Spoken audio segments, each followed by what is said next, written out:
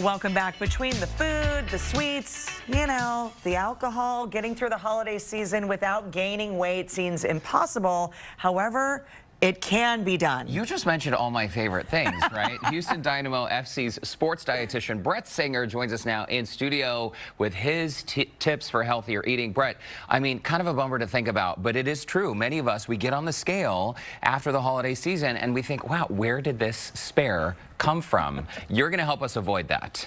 Yeah, so the first thing I would say is, for one, it does happen. We do see some weight gain over the holidays potentially, but one thing I try and remind people is over the course of a year, you probably have about 1,100 meals if you think about eating 3 meals a day. Oh. Okay, but yeah. if we talk about maybe 3-4 holiday meals, that's really, in the grand scheme of things, only about less than 1% of your overall meals. So while it can happen, realistically, if you try and be consistent with your routine, don't beat yourself up too much about one meal or a couple meals with your family or friends. Enjoy the holidays, but also go back to your normal routine between those meals. Drink the eggnog, but not every day. Not exactly. All in moderation, and that's why you're here today. So when we're in the holidays, our schedules are kind of crazy. There's cookies around. There's all kinds of pitfalls, at least for me, around. How do we stay consistent and still kind of have our cake and eat it too? Yeah, so a couple basic tips to try and keep in mind, especially between meals around the holidays or between some of the parties that you're going to.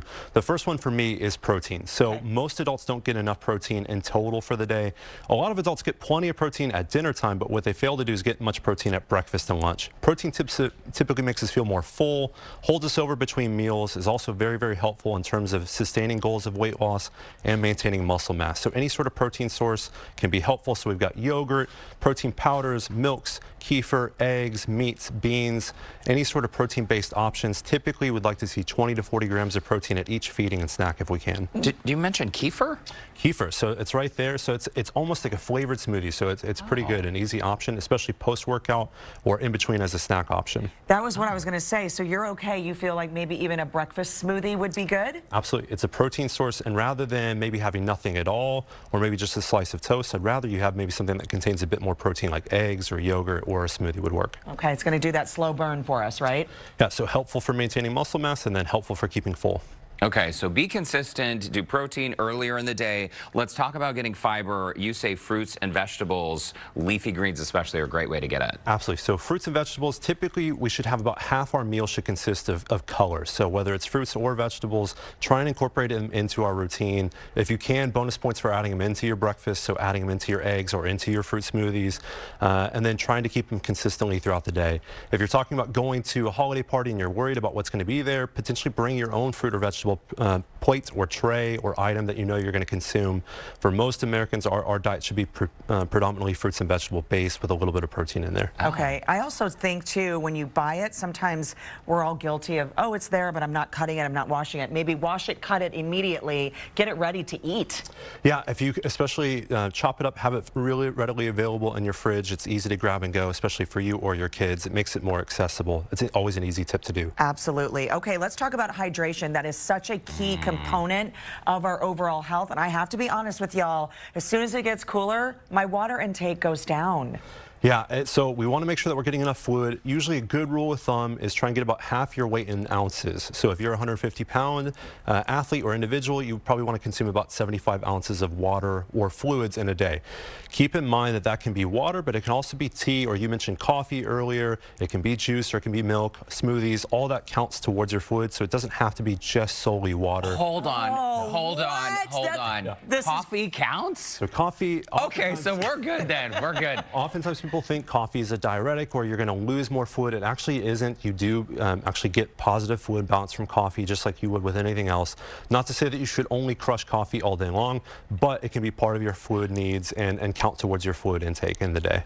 Okay, and in extreme cases, like maybe we've been out enjoying the evening, Brett. I know the close-up of the Pedialyte. In case we need a jump start on our hydration, we can use products like these to help. Yeah, so if you're consuming fluids with food, that should act as a way to help you retain that fluid better than drinking just water by itself. But let's say you're having water with no food whatsoever, then adding some electrolytes to it, such as those products, can be easy ways to be helpful to retain that fluid, absorb the fluid better, hold on to it better, as opposed to just drinking water by itself. Or if you're the type of person that doesn't like to drink water because of the cold weather, then that can be potentially a flavor agent to kind of help promote drinking. I'm glad I can add my PSL to my water intake. I know, just a little bit. Okay, let's talk about dessert because I think a lot of people like to end on a sweet, and you've got a good one for us. Yeah, so this is really simple, and I would still say go for a normal dessert, Yeah. but this is an easy option that some of our players will do. It's a high protein option. We use a casein-based protein, which is a little bit slower digesting. It's a little bit also thicker, and so we take that protein in there. We mix it with a small amount of milk so that way it becomes out a little bit thicker. We put it in the fridge, and then we turn it into more of an actual pudding, and then we add a little bit of whipped cream on there. You can toss some berries on there, and that's a high protein dessert, kind of little easy snack option that they can have before they go to bed. Brett Singer, with that dessert, you're my new best friend because that looks delicious. And if we're allowed to eat that during the holidays, sign me up. I know typically you work with professional athletes, the Dynamo. Yep. So you want to keep them in tip-top shape. Wow, look at this guy on the screen. There you go. So sports dietitian, Memorial Hermann Ironman Sports Medicine Institute, and of course you work with Dynamo. So thanks for your advice, helping us perform a little better. I know you're typically accustomed to working with pro athletes, but Courtney and I are, you know. We're semi-pro. Absolutely. Brett, it's great to see you. Happy holidays to you. Thank you so much. Appreciate it. To connect with Brett, swing by the Scene on Houston Life section of our website. That's houstonlife.tv. That dessert looks so good. All right, why don't we send things on over to Lauren Kelly, who has a pretty cool way to help us de-stress this holiday season. Hey, Lauren. I'm already de-stressing because I drink so much coffee that Brett's advice made my holidays for sure.